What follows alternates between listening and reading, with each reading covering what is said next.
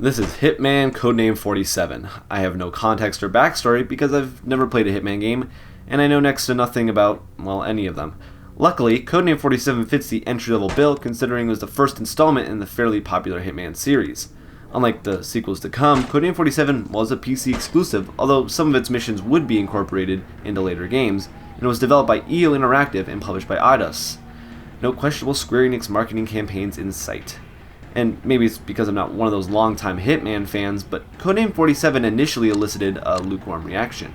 Playing through the entire game did end up changing my original thoughts, but Hitman Codename 47, for all it does right in principle, unfortunately falls prey to flaws only emphasized by time.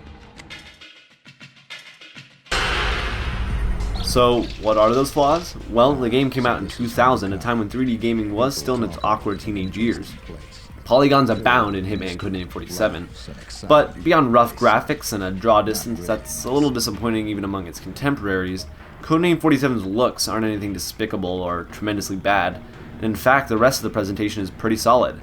Well, except for the stereotyped voice acting. Music isn't anything you'll have caught in your head, but it does set the tone for the smooth stealth and fatal action the plot and game will have you take part in. An apparently manufactured killer of a scientist of some kind, Agent 47 enters the world of the Agency, an organization invested in the killing of others, after he completes his extremely short combat training. It's like he was made for this stuff, or, something. Go to the door. Good. As you can see, Remember how I mentioned that smooth stealth and fatal action? Well, yeah, pre-mission debriefings and air of murderous intrigue definitely create a fantastic atmosphere surrounding the core gameplay. Problem is, that gameplay can get a little, rough. But again, Codename 47 does a lot right. I guess I've waited a little too long to state the game's genre, but here it is anyways. Hitman Codename 47 is an action stealth game, emphasis on the stealth.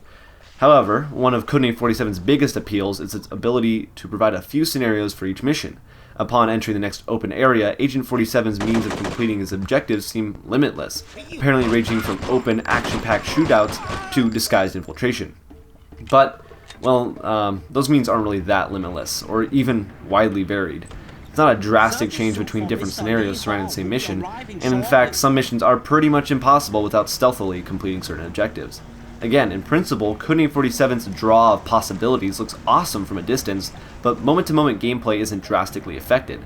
And for a stealth game, Codename 47's AI is frustratingly inconsistent. What works for one attempt of completing a mission unreasonably does not on the next try. And, it's very possible that I just suck at the game, but on normal difficulty and with Agent 47's apparent LNG to a few bullets, Codename 47 can get really frustrating really fast, also taking into account the checkpoint system that doesn't reset enemy awareness of your identity. I know I've mentioned Codename 47 does stuff right, and it seems like I've neglected that side of the game in favor of the sometimes more glaring negatives. But despite some technical missteps in the context of modern stealth games and some possibly personal gripes aside, it's a very competent and fun stealth game.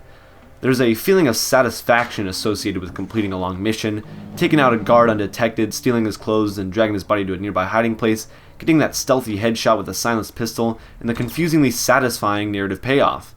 All of these factors, among smaller, less noticeable ones, make up for many of the problems associated with a lot of games at the time of its release.